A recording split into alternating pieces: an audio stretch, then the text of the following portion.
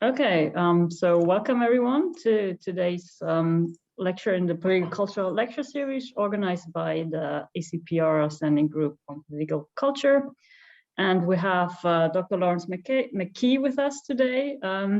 Lawrence holds a PhD from University of Manchester, and he's a research fellow at the TrustGov at University of Southampton.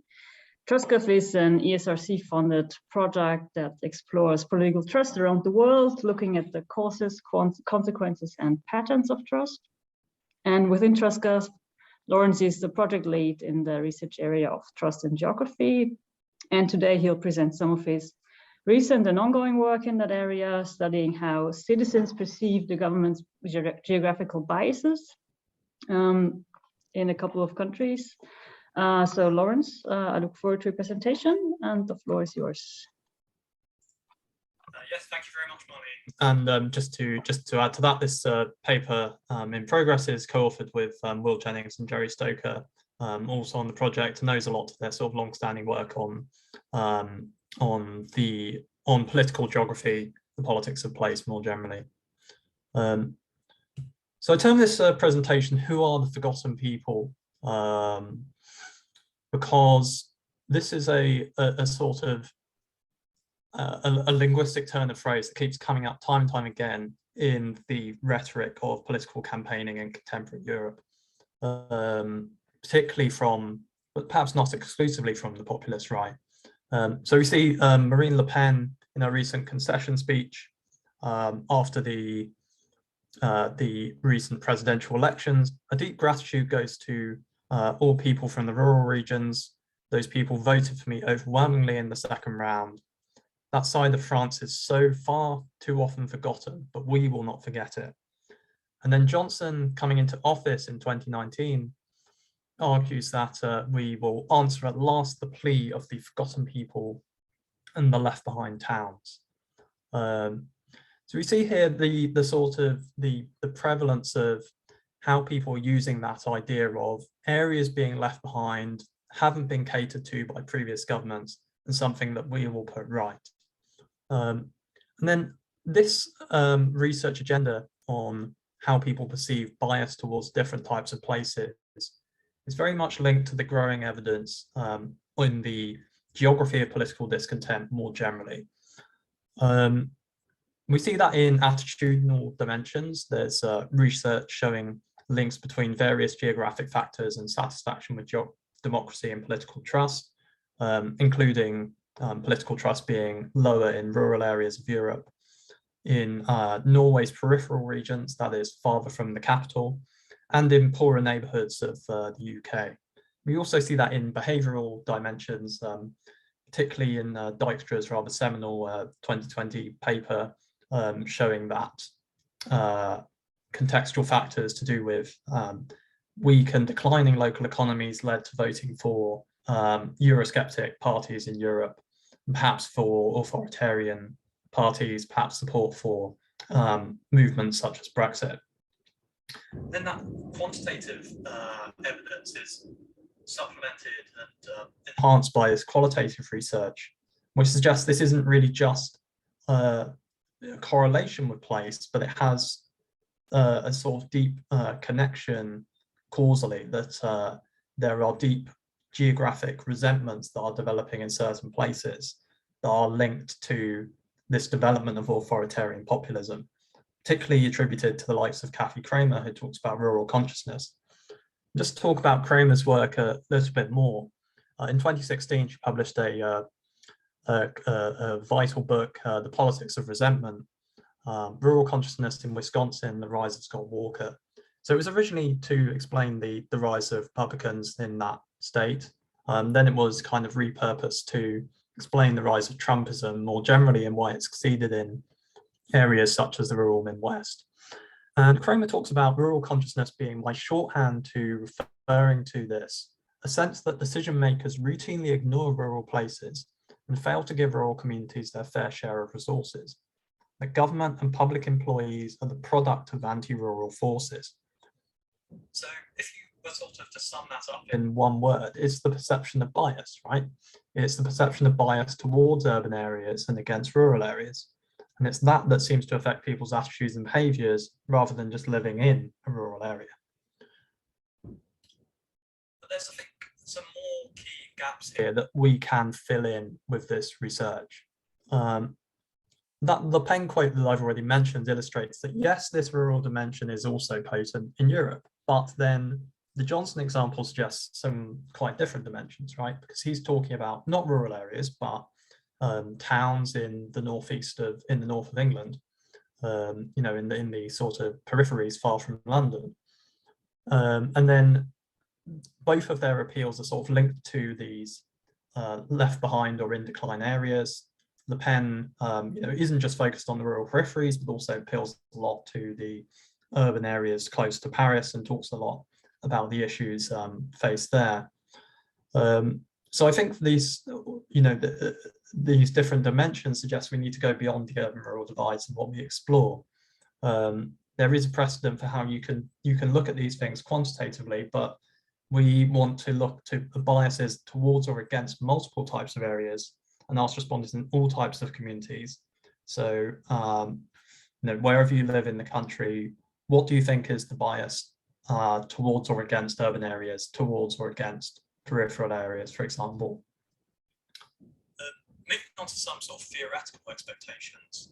The first thing we expect is that there will be some cross-national variation. This isn't making formal predictions about countries. We'll come back right at the end to talk about, you know, what we think might be the comparative logic underlying some of our findings. But I think, you know, if we think of those examples, and why is Johnson, you know, not talking about the rural areas in Britain? Perhaps there isn't a strong sense of rural grievance in Britain to appeal to.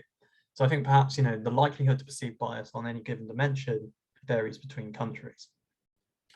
But I think it's not just going to be country level variation, but also subnational variation. What we anticipate is that the kind of losing areas will be most attentive to the biases that operate against them. That rural areas will perceive an anti-rural bias, areas in the periphery will perceive a bias towards the centre, poorer areas will perceive a bias towards the rich. Why should this occur? Well, I think this is one of those called overdetermined things, where there's possibly multiple explanations. One is, you know, this isn't just an abstract, they actually experience any negative outcomes of living in those contexts. You know, whether it's the rural inaccessibility of services and things like that.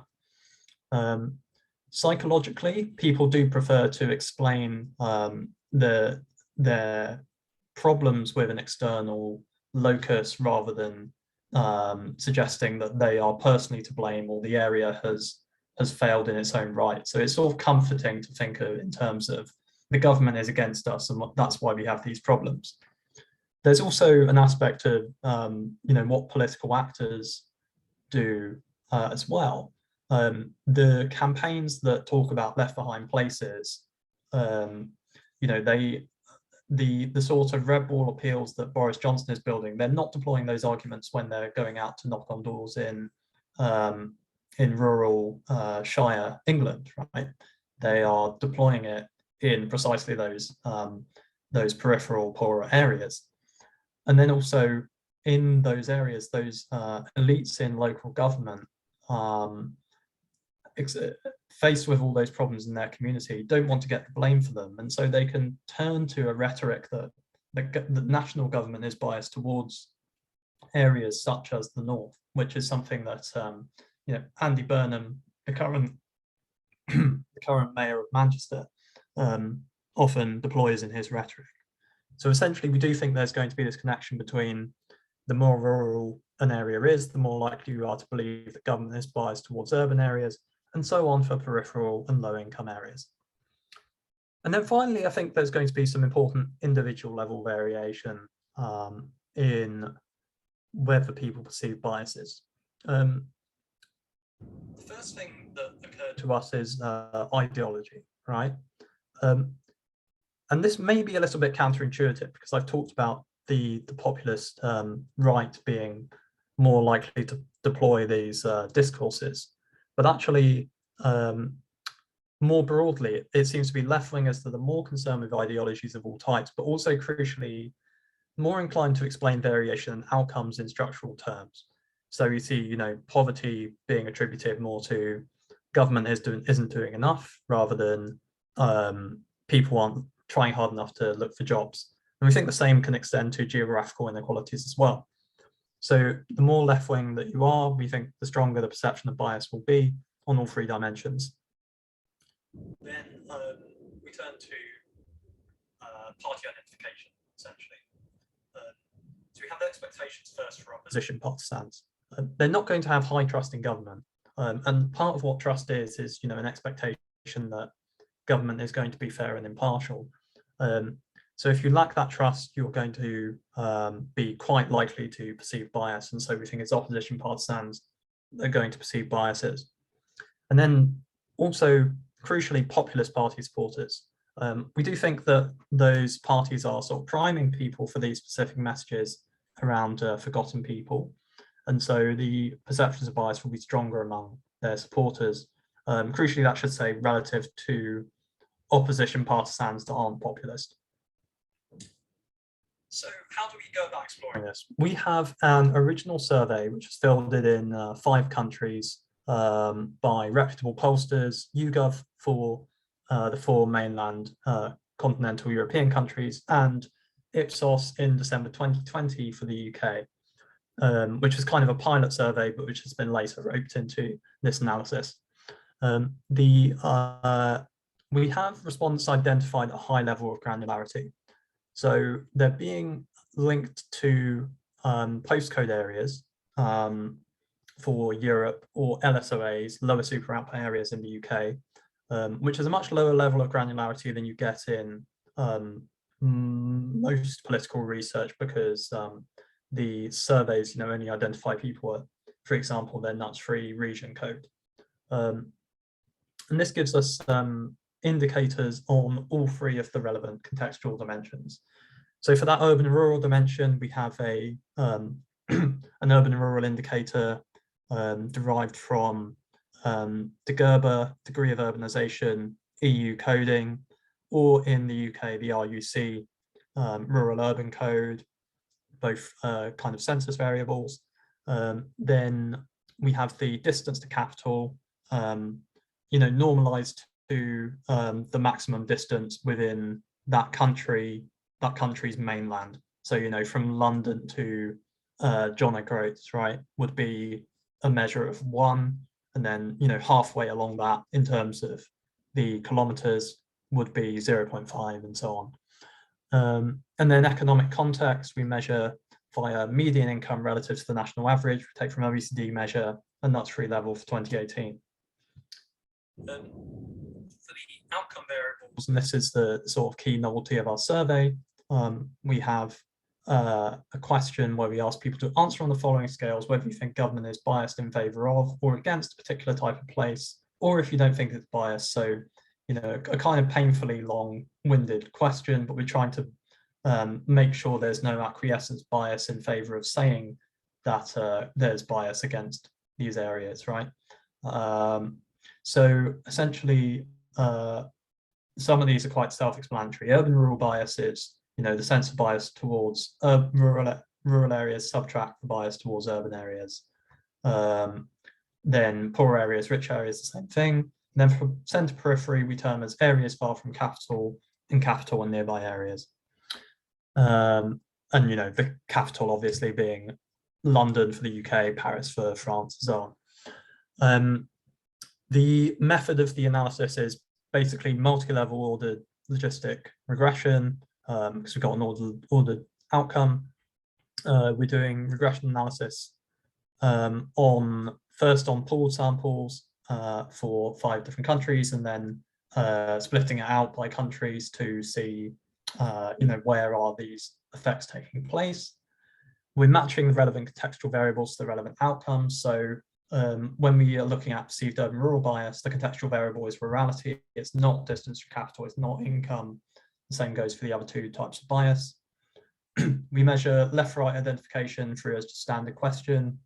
We code the political parties based on data from the populist, which is well-known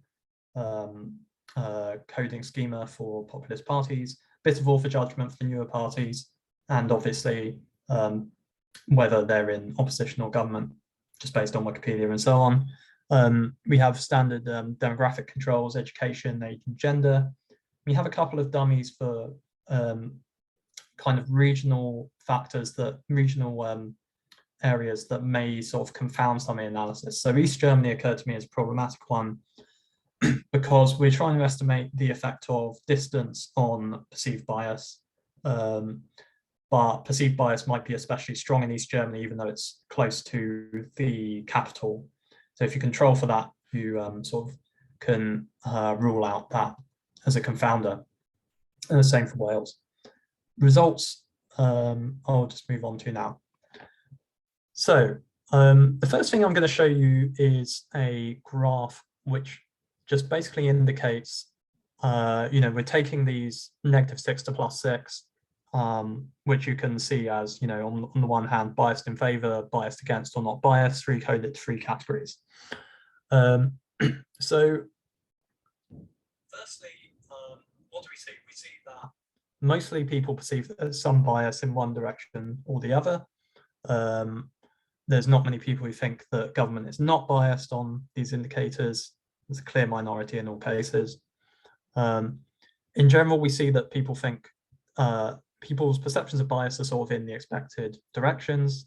People think there's bias in favor of rich areas, the capital and nearby areas, and urban areas. But the difference for urban areas is not quite as stark. Only about 50% of people agree with that, as opposed to 70% for the other 2 types of bias. So right off the bat, we see that this is a highly prevalent attitude, but there's some variation depending on which bias you're looking at. Then moving on to the country differences then. What we do here is we just take the mean for each type of bias for each country. This is a -6 to +6 scale, but we're just showing you the 0 to 3 range. So higher values mean a stronger perception of bias. And we do see that rich bias is the predominant concern in all 3 countries. We see that urban bias is less of a concern in most. We see some countries where there is generally stronger perceptions of bias. So Croatia being an example, all 3 types of bias are stronger than their French and German equivalents. Then the UK is an interesting case where perceived bias towards the centre is nearly as strong as perceived bias towards the rich. So some interesting things to dig into there right off the bat. The next thing I'll turn to is the regression models. I'm just showing some of the contextual variation first of all. So we have the perceived urban bias, perceived central bias, and rich bias indicators. And what we were expecting here was that rurality would be associated with perceived bias towards urban areas. Peripherality, that is distance from capital, would be associated with perceived bias towards the centre, the capital, right? Then relative deprivation, being in the lower income community relative to the national average, would be associated with perceiving more bias towards the rich. And essentially, we find that all 3 of those expectations are borne out. The effect for bias towards the rich is not strong. The effect sizes aren't shown here, but I can discuss, from memory what some of these are. Then moving on to this individual level variation, what did we find? We did find indeed that left-wing ideology was a strong predictor of all 3 types of bias. But if we think about our expectations about the effects of political identity, identification with different types of parties, we don't find such strong effects. So we do find that being in the opposition was associated with stronger perceptions of bias towards the rich, and the effect was slightly stronger for populist opposition supporters compared to non-populist opposition supporters. But overall, we find some null effects here. which we can't just discount. And then just to discuss a few of these country level differences, we do see that there is quite significant country level variation. If you benchmark it to France, the UK and Croatia perceive all three types of bias more strongly. Spain perceives urban and rich bias more strongly. Germany perceives as much or as little urban bias and rich bias, but actually less bias towards central areas than other countries. And then what I'm going to show here is a bit of a breakdown of in which countries did these effects occur, given what we've observed for the sample. So we first expected that rurality would be connected with perceived bias towards urban areas. That was true for the pooled sample. It is statistically significant. It seems to be driven mostly by effects in France and the UK. So in those countries, it's rural areas that perceive more urban bias. In other countries, their urban areas perceive as much bias towards urban areas as rural areas do, which I think is quite an interesting takeaway. Then peripherality, we do find in 3 countries this was connected to perceived bias towards the centre, that being Croatia, Spain, and the UK, France and Germany being exceptions. So, even in the sort of centre near Paris and Berlin, there was a sense of bias towards the centre to some extent. And then relative deprivation only fueled perceived rich bias in Spain specifically, and not in our 4 other countries. Then for the individual level factors, left-wing ideology generally supported perceiving bias in most of these countries.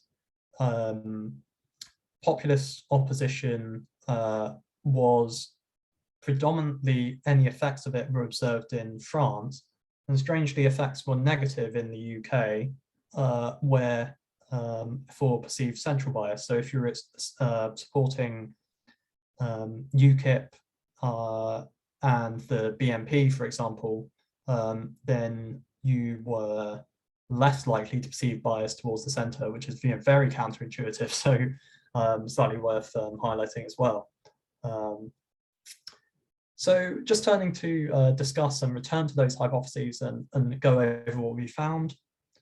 The first hypothesis was that the likelihood to perceive bias on a given dimension varies between countries, and that is essentially supported. Which country you live in does seem to matter to perceptions of bias. UK and Croatia exhibit high perception of all 3 biases. Germany tends to perceive less bias across the board, and France is also relatively low on bias. Hypothesis 2, we're expecting a connection between essentially where you live and the types of biases you perceive.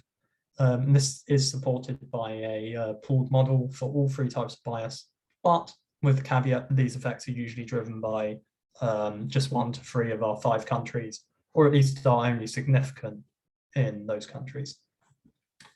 Then turning to the individual level political predictors, we did find support consistently for the hypothesis that the more left-wing, the stronger the perception of bias. We partially supported the expectation that the perception of bias is stronger among opposition partisans, because this was only true for perception of bias towards rich areas. And we only partially supported the same hypothesis for supporters of populist parties. So in conclusion then, returning to that big theme of forgotten people, right? If there are forgotten people, who do Europeans in these surveys at least think that they are? Essentially, they think that the true forgotten people are essentially those in poor areas, right? But they also perceive some sort of neglect of peripheral areas, and followed by rural areas least of all. But still about 50% of them do perceive there's bias against rural areas. Then we turn to some country level differences. There are countries where perceptions of rural neglect and peripheral neglect are kind of nearly as powerful as perceptions of neglect of poor areas. So some important variation to bear in mind there. Living in these kinds of places, so living in a rural area, for example, is associated with perceiving bias against rural areas. but there seems to be some evidence that, especially in some countries, people from kind of the other side, the winning side of the divide, do often perceive that there's bias against these areas. And so perhaps there's more possibility for a sort of consensual political project to address these inequalities than is sometimes recognised. Populist party supporters against expectations don't have particularly acute perceptions of biases. In fact, it's left-wing identification that's the strongest political predictor of perceiving biases. So just to share a bit of interpretation of these findings. So they do seem to support this argument from Dijkstra et al., who analysed the geography of discontent, specifically via Eurosceptic voting in Europe, and show that it wasn't really living in a rural or peripheral area that predicted discontent. It was much more an economic phenomenon. It was much more about economic geography. Then there's some implications for sort of the framing and who sort of owns these arguments, right? This argument around forgotten places, I think, is sometimes seen as very coded to the populist radical right, but actually it seems that people are most concerned with inequality towards rich areas than, or towards rural, towards poorer areas than towards, for example, rural areas. And so perhaps it can just then be an extension of, the mainstream arguments that particularly left-wing oppositions will make around, government caters to the rich in terms of, the people with high incomes and high wealth. They can simply translate that argument to being about places as well. And it's actually not so difficult they don't have to fundamentally rethink their political appeals to connect with voters' perceptions of being forgotten. But with some of the answers we've given, we think there's also a key unresolved question, which is, we don't have a clear comparative logic for why divides are more or less potent in different countries. Why is Germany, for example, so much less likely to perceive that their government is biased? And so I think, if we're after solutions to the geography of discontent, and most of this literature is quite solution driven, it's about, more place sensitive policy and so on, this is something we really need to understand. So I just want to end with a sort of speculative comparative logic of some things that we might think might be going on here. For one, the element is the economic structures, right? I think there are probably some quite clear aggravators you could expect. Countries with a lot of regional inequality, countries where the capital is sort of large enough and economically powerful enough to sort of suck up activity that might otherwise be directed to other places. Then mitigators might include, obviously, having less inequalities, converse, but also having sort of investment hubs in areas that, more broadly left behind, but that can then perhaps lift up the wider community. Then in terms of government policies, there are both aggravators and mitigators, I would suggest. The aggravators have been discussed by people like Rodriguez Pose, who talk about kind of urban biased economic strategies or strategies that are biased towards cities. So you can think of, for example, motorways that connect, dense areas while completely bypassing kind of surrounding rural areas which don't feel much benefit of them. But then mitigators, you might look to sort of explicit redistributive agendas such as Macron's rural agenda developed in the wake of the Gilets jaunes protests, and to some extent Johnson's levelling up agenda, although we have argued in other papers that that's quite fundamentally flawed. Then there's also factors to do with how these issues are activated politically. I think that even though populists don't own these issues, they do tend to have some agenda setting power imposing them simply through the kind of exposing geographic patterns in how people vote, right? Perhaps is almost their dominant importance here. Then also first past the post systems, I think are quite important too, because we could expect that those sort of selective geography-based appeals are going to develop most of all in those first past the post systems and not in proportional systems. Then for mitigators, we might think of more consensual politics, such as that we observe in Germany, and also the federalism that can enable concerns to be redirected from the centre, that sort of formally gives places sort of more power over their own destiny rather than leaving it all in the hands of government control, which in an era of kind of austerity, which we've observed over 10 years and which may potentially be making a comeback, we can leave those areas very vulnerable to the winds that buffet them. So I'll conclude the presentation there, but thank you very much for listening. I look forward to any questions you may have. My contact details are on the slide. I'm representing the TrustGov project from the University of Southampton. I look forward to any questions.